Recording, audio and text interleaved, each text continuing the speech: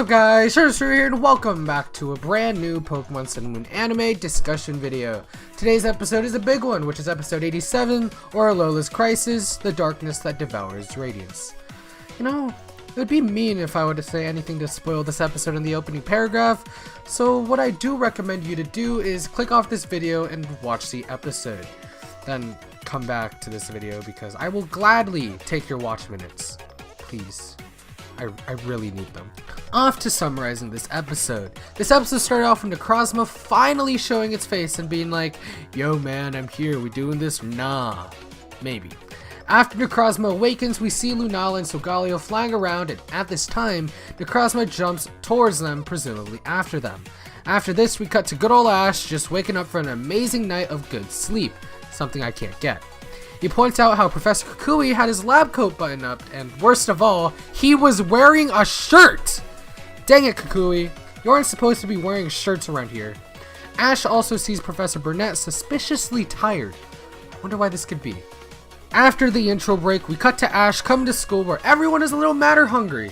I mean, Sophocles was hungry, some were annoyed, and the rest were pretty angry. Anyway, Kukui comes to class just to cancel his teaching for the day because he was just too tired to actually teach the class. So instead of him teaching, Kialwei starts teaching the class about the Lunala Festival, which is a festival that is held once every 21 years where there is a total solar eclipse in Alola. This is the day where all the island kings and queens go to their ruins and offer a prayer of gratitude to the legendary Pokemon in the myth of how Alola was created. The festival was called the Lunala Festival because Lunala means you and I will live together. Lily asks Kialwei a question about what the legendary Pokemon was in the Alola creation myth. He responds with the Radiant One, the one that Poipole has obviously been wanting to see but has never gotten the chance to yet. Lily explained more of the Radiant One to Ash and Co. and said, quote, "The Radiant One appeared on Earth and filled the world with its overflowing light. The light was filled with a mysterious power and our Alola region was born. After the Radiant One had depleted all its light, it turned black and entered a long, deep slumber." End quote. After this, she says that Solgaleo and Lunala appeared and shared their light with the Radiant One. This allowed the Radiant One to shine again and it flew to the skies. And that's all Lily had to say. Now it's lunchtime and we get a cute scene where Ash and Co share food with Sophocles and his Pokemon. It was a cool scene to watch and it was adorable. After this, we cut to Team Rocket, who are also just way too out of it to do anything. Also, Officer Jenny and Nurse Joy are too tired to do anything as well. Ash and Kialwei are busy practicing their Z moves. Something strange is going on with the Z moves, however, because when they tried to use the Z moves, they weren't able to get enough power to actually get a proper Z move going. Instead, it just poofed in the air. They concluded that it could be the clouds. After this, Poipole draws some sort of symbol or crystal. Now, we cut to the Ultra Guardians HQ, where everyone is tired as well, even Lucamine.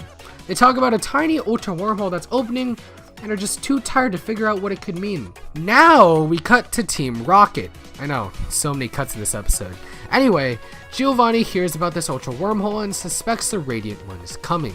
With this, he orders Matori and Gozu to head over to Alola.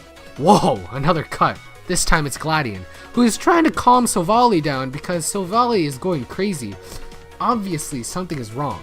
We then see Solgaleo and Lunala being chased by Necrozma. Lunala gets away, but Solgaleo gets attacked and gets knocked down. Next day rolls around and it's still super cloudy and none of the adults feel like doing anything once again. However, the Ultra Guardians are called to meet at the Altar of the Sun. This is where they found the Ultra Wormhole, but it's behind all the clouds. Ash and Co head to the Altar of the Sun where Gladion also shows up, officially joining in with the Ultra Guardians. Here, they explain the Ultra Wormhole and the machine that will be used to clear up the sky. All the Z-Move users, which are Ash, Kialwei, Lana, and Gladion, need to use their Z-Move power to power up the machine, which they do even though the Z-Moves are slightly weaker than usual. After clearing up the clouds, Lucamine takes Ash and Co to some sort of ruin where there is a mural where there is the Radiant One, and some sort of writing in ancient text that they want to decipher because if they can decipher it, it might uncover the secrets in the whole Radiant One myth. After this, they get called by Faba and the rest of them to come back quickly because the Ultra Wormhole is getting bigger. First, Lunala comes out and everyone is smiling and happy. They're excited to meet another legendary Pokemon. However, another Pokemon is coming out of the Ultra Wormhole, and it is Necrozma. In a different, more flashier way than all of the other Ultra Beasts as well. Everyone freaks out, especially Poipole, and the episode closes at that cliffhanger. What an eventful episode. We got to learn more about the myth on how Alola was created, which can be very important later on. This new Ultra Guardians mission will obviously be a big one, since it will take place, or at least right now is taking place, at the Altar of the Sun. Other great thing is that Gladian is back. Woo! Gladian is now with the Ultra Guardians and might play a big part in this new mission.